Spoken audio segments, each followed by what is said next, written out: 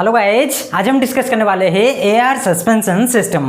Actually it is an advanced form of telescopic shock absorber and also nitrox suspension system. Okay, तो आज हम सीखने वाले हैं एआर सस्पेंशन सिस्टम हमारे व्हीकल को कैसे एक बेटर सस्पेंशन प्रोवाइड कराता है during impact load and also bumping. Okay, तो टॉपिक को जानने से पहले मैं आप लोगों को एक फोटो दिखाना चाहता हूँ, प्लीज देख लीजिए।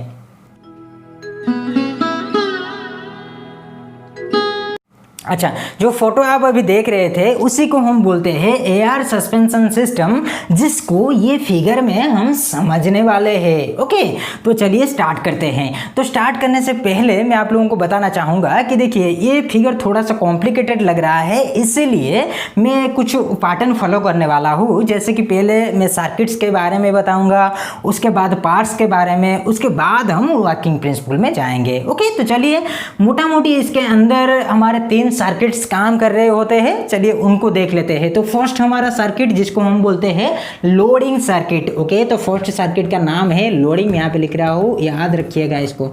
अच्छा, पहला तो हो गया लोडिंग सर्किट। लोडिंग सर्किट, ये जो इंजन देख रहे हो, इंजन से लेकर सोलिनॉइड तक, इंजन से लेकर सोलिनॉइड तक ये जितने भी पार्ट्स है ये सभी हमारे लोडिंग सर्किट के अंदर आते हैं। तो ये जो सर्किट है, ये जो सर्किट, इसी को हम बोलते हैं लोडिंग सर्किट। ये है हमारा फर्स्ट। देन सेकंड सर्किट जिसको हम बोलते हैं ECU। ECU का मतलब है इलेक्ट्रॉनिक कंट्रोल यूनिट। और एक चीज मैं यहाँ पे बताना चाहूँगा कि ये जो ECU है, ये ECU के इशारे पे ही पूरा का पूरा सस्पेंशन हमारा हो रहा होता है। कैसे हो रहा होता है वर्किंग प्रिंसिपल में बताऊंगा, लेकिन सेकंड सर्किट जो ECU है बहुत ही इंपॉर्टेंट है। Next third circuit. Third circuit है हमारा बाईपास पाथ। ओके, ये है हमारा बाईपास। तो ये जो आप देख रहे हो, इसी को हम बोलते हैं बिलोज और एयर बैग्स, जिसके अंदर एयर रहता है। तो ये बिलोज से लेकर रिजर्वायर तक ये जो सर्किट आप देख रहे हो, इसी को हम बोलते हैं बाईपास सर्किट।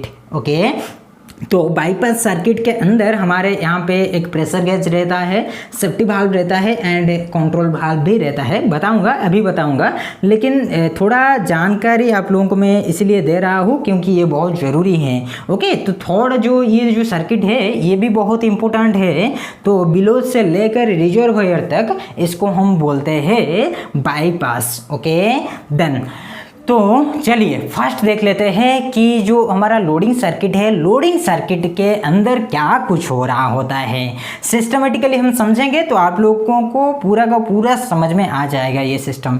अच्छा, तो फर्स्ट ये हमारा लोडिंग सर्किट। तो लोडिंग सर्किट पहले हमारा रहता है इंजन।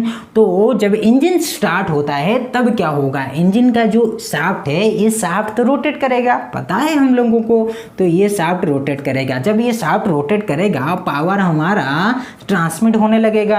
तो पावर तो भाई ये डायरेक्शन में फ्लो हो रहा है, ट्रांसमिट कर रहा है, लेकिन हमको चाहिए यहाँ पे कंप्रेसर में, क्योंकि कंप्रेसर को पावर नहीं मिलेगा तो कंप्रेसर तो स्टार्ट होने वाला मुझसे है नहीं। देन हम क्या करेंगे, यहाँ पे एक सिस्टम का अरेंजमेंट करेंगे जिसको हम बोलते हैं बेल्ट ड्राइव सिस्टम। ओके, तो ये है हमारा बेल्ट ड्राइव सिस्टम। तो बेल्ट ड्राइव सिस्टम के जरिए से हमारा यहाँ पे कुछ पावर चला आता है कंप्रेसर को, देन कंप्रेसर स्टार्ट हो जाता है। जब कंप्रेसर हमारा स्टार्ट हो जाता है तब क्या होता है, कंप्रेसर हमारा एटमॉस्फेरिक एयर को खींचता है एंड देन कंप्रेस कर रहा होता है। देन क्या होता है, हमारा जो एयर है वो एयर अभी कंप्रेस होने लगता है और कंप्रेस होकर डायरेक्टली जा पहुंचता है किसके अंदर, रिजर्वायर के अंदर। तो ये जो पार्ट है इसको हम बोलते हैं रिजर्वायर। तो अभी क्या होगा कि ये जो कंप्रेस्ड एयर है, कंप्रेस्ड एयर हमारा रिजर्वायर के अंदर आकर स्टोर होकर रहेगा। ओके, देन ये जो पार्ट आप देख रहे हो लोडिंग सर्किट के अंदर, इसको हम बोलते हैं ड्रायर। तो ड्रायर का क्या भूमिका यहाँ पे है भाई, कि देखिए जब यहाँ पे एयर हमारा एटमॉस्फेयर से आ रहा होता है एंड यहाँ पे कंप्रेस हो रहा होता है, तो उस वक्त एयर के अंदर कुछ मॉइस्चर पार्टिकल्स रह जाते हैं।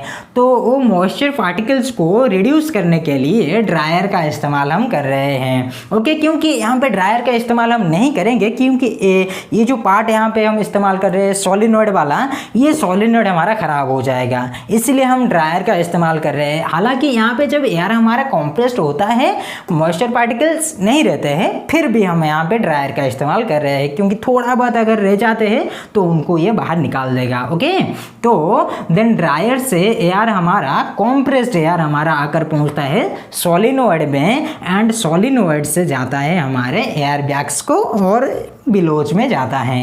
ओके, तो ये जो पूरा का पूरा सिस्टम है, ये सिस्टम को कंट्रोल कर रहा होता है हमारा ECU। ओके, तो ये है हमारा सेकंड सर्किट जिसको हम बोलते हैं ECU। तो ECU कैसे काम करता है थोड़ा इसको भी देख लेते हैं। अच्छा, मान लीजिए क्या होता है कि बिलोज के ऊपर कहीं पे इम्पैक्ट लोड आ जाता है या फिर ये बॉम्ब को क्रश कर रहा होता है, उस वक्त क्या होगा कि कुछ सिग्नल हमारा पहुंचेगा ECU में, कितना लोड यहाँ पे लग रहा है और रोड का जो शॉक है वो कितना लग रहा है। तो ये जो सिग्नल है ये पूरा का पूरा डेटा आकर पहुंचेगा हमारे ECU के पास। ओके, ECU के पास, इलेक्ट्रॉनिक कंट्रोल यूनिट के पास पहुंचेगा। देन ECU उसको वेरीफाई करेगा एंड डायग्नोस करेगा।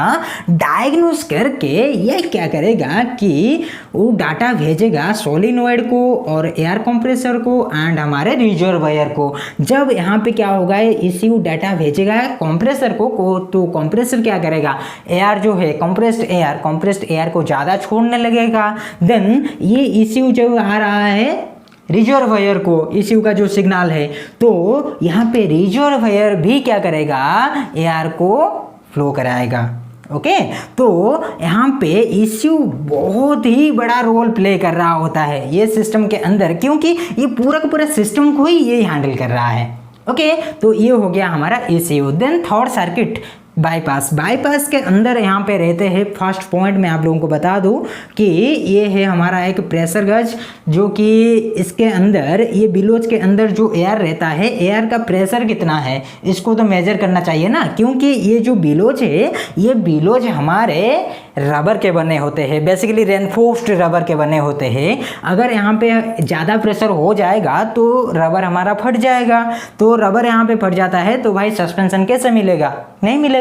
इसीलिए हम क्या करते हैं, यहाँ पे प्रेशर गज का इस्तेमाल कर रहे होते हैं। अगर यहाँ पे प्रेशर ज़्यादा हो जाता है तो ये प्रेशर गज हमारा डिफ्लेक्ट होने लगता है एंड प्रेशर गज के साथ साथ यहाँ पे ये एक सेफ्टी वाल्व भी है, जैसे कि प्रेशर कुकर में देखे होंगे आप लोग। तो ये प्रेशर कुकर हमारा जो रहता है ये सेफ्टी वाल्व, तो ये सेफ्टी वाल्व हमारा ओपन हो जाता है एंड सेफ्टी वाल्व जब ओपन हो जाता है तो हमारा जो एक्स्ट्रा अमाउंट ऑफ एयर रहता है वो बाहर निकल जाता है।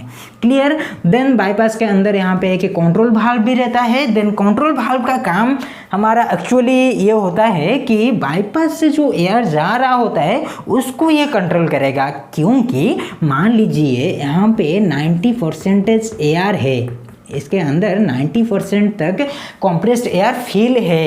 ओके, और यहाँ पे अगर हम 20% दे रहे हैं तो भाई ये रिजर्वायर है, ये रिजर्वायर हमारा ब्लास्ट कर जाएगा। ठीक है, तो इसको भी कंट्रोल कर रहा होता है हमारा ECU। ओके, इसीलिए हम बाईपास में भी कंट्रोल वाल्व का इस्तेमाल कर रहे हैं एंड उसको कंट्रोल कर रहा है ECU। अभी हम बोल रहे थे ECU क्या कर रहा है, ये जो हमारा रिजर्वायर है रिजर्वायर को सिग्नल देता है।